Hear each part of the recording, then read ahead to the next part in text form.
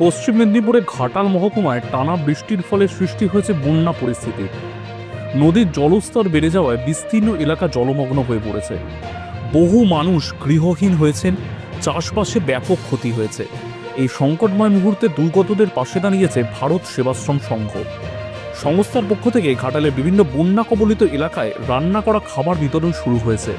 শুকনো খাবার, চিড়ে, গুড়, বিস্কুট, মুড়ি সহ রান্না করা খাবার, খিচুড়ি ও প্রয়োজনীয় খাদ্য সামগ্রী পৌঁছে দেওয়া হচ্ছে দুর্গত মানুষদের হাতে।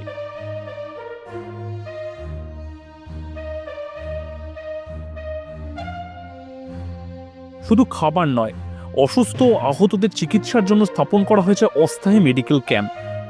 সেখান থেকে বিনামূল্যে চিকিৎসা পরিষেবা, ওষুধ সরবরাহ করা হচ্ছে। ভারত সেবাশ্রম সংঘের প্রধান সম্পাদক স্বামী বিশ্বাত্মানন্দ মহারাজ জানিয়েছেন, এই দুর্যোগে যারা ক্ষতিগ্রস্ত হয়েছেন তাদের পাশে দাঁড়ানো আমাদের কর্তব্য।